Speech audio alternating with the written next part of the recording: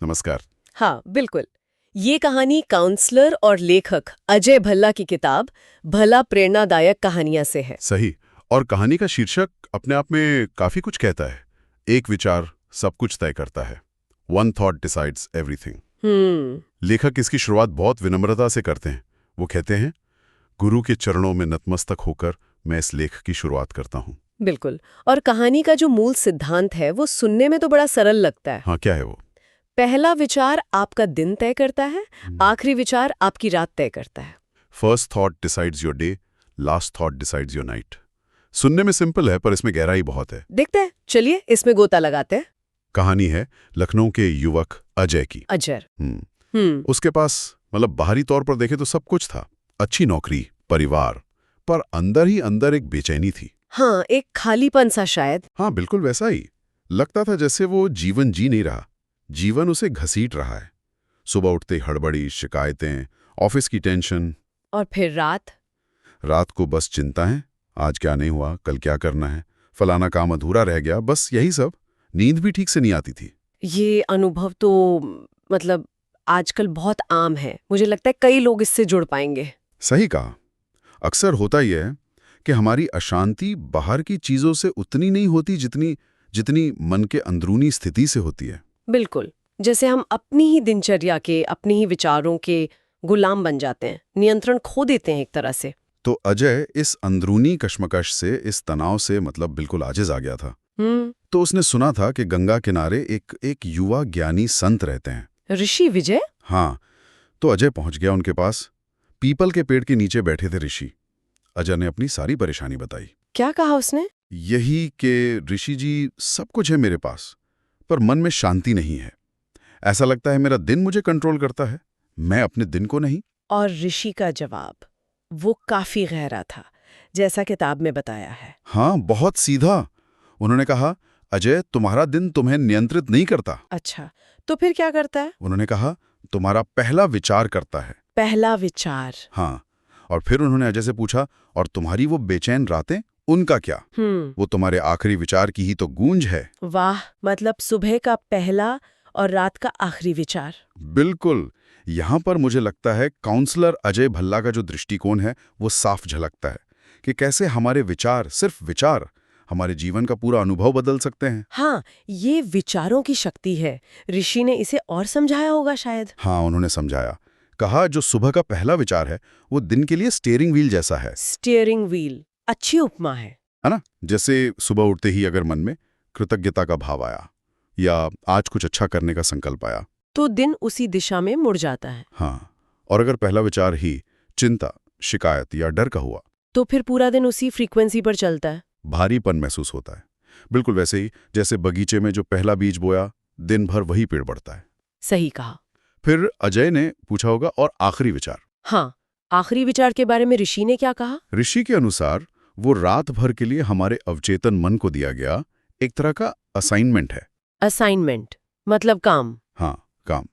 जैसे अगर आप सोने से पहले शांति, संतुष्टि या कृतज्ञता के भाव में हैं, ये सोचकर कि चलो आज मैंने अपना बेस्ट किया, तो अवचेतन मन रात भर उसी शांति में रहता है, नींद गहरी आती है, सुकून भरी। और अगर आप गुस्से में, किसी अधूरी इच्छा के साथ, या आप किसी से तुलना करते हुए, या किसी शिकायत के साथ सोए, तो अवचेतन मन रात भर उन्हीं उलझनों से लड़ता रहता है। वो चिंताएं, वो गुस्सा, वो अधूरेपन का एहसास, वो रात भर चलता रहता है। सपने भी शायद वैसे ही आते होंगे। बिल्कुल। ये तो एक तरह से अपने मन की रात भर के लिए प्रोग्रामिंग करने जैसा हुआ, सोने से ठीक पहले कि वो कुछ पल कितने महत्वपूर्ण हैं। सही। और जागने के तुरंत बाद के पल भी, ये दोनों समय मन सबसे ज्यादा ग्रहणशील होता है शायद। हाँ, बिल्कुल। तो ऋषि ने अजय को कोई तरीका बताया होगा इसे ठीक करने का? हाँ, बिल्कुल। उन्होंने दो बहुत ही सरल लेकिन शक्तिशाली काम करने को कहा। क्या थे वो?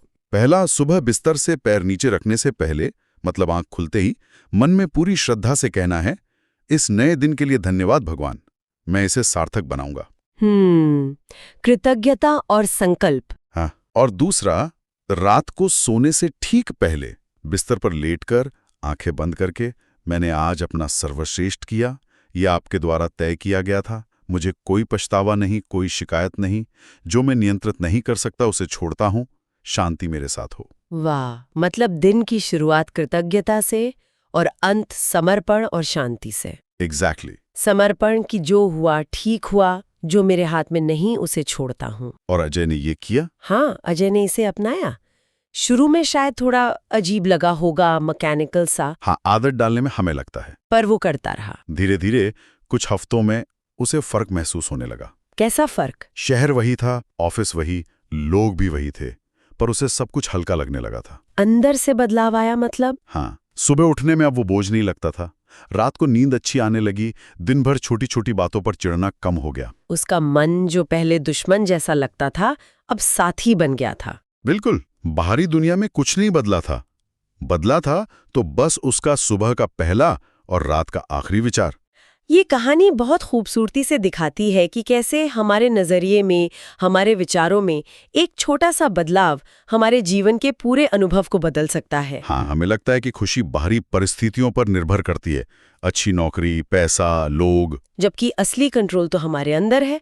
जब हम अपने विचारों को साधना सीख जाते हैं तो बाहरी परिस्थितियों का असर बहुत कम हो जाता है, हम उन पर निर्भर नहीं रहते। ये अभ्यास, पहला और आखिरी विचार बदलने का, निश्चित रूप से जीवन में बहुत सकारात्मक बदलाव ला सकता है। रोजमर्रा की जिंदगी के लिए बहुत कारगर है। हाँ, इसमें कोई शक नहीं। लेकिन कहानी और स्रोत हमें एक और इससे भी गहरे समाधान की ओर इशारा करते हैं। आप ध्यान की बात कर रही हैं? हाँ, स्रोत में मतलब किताब में ये स्पष्ट कहा गया है कि जीवन के जो गहरे भ्रम हैं, उथल-पुथल है या कोई मानसिक आघात है, हाँ, उन सब का अंतिम समाधान ध्यान यानी मेडिटेशन है। अंतिम समाधान। हाँ, अल्टीमेट सॉल्यूशन। और खास तौर पे सोते समय या जागते समय, यानी ये जो 2 वक्त ऋषि ने बताए, उस वक्त किया गया ध्यान बहुत शक्तिशाली होता है। भाग्य को स्वीकार करने का, या कहें कि अपने आप से जुड़ने का। बिल्कुल। लेकिन यहाँ एक बहुत महत्वपूर्ण चेतावनी भी दी गई है। वो क्या? कि ध्यान केवल एक सिद्ध गुरु, एक परफेक्ट लिविंग मास्टर के मार्गदर्शन में ही किया जाना चाहिए। अच्छा, ये क्यों कहा गया है? क्योंकि ध्यान सिर्फ आंख बंद करके बैठना नहीं है, इसकी सही तकनीक होती है। इसमें मन की बहुत सारी अवस्थाएं आती हैं, गहराइयां होती हैं। एक सिद्ध गुरु ही आपको सही रास्ता दिखा सकते हैं, उन अवस्थाओं को समझना सिखा सकते हैं और किसी भी मानसिक या आध्यात्मिक भटकाव से बचा सकते हैं। उनकी सुरक्षा और मार्गदर्शन जरूरी है। समझ गया।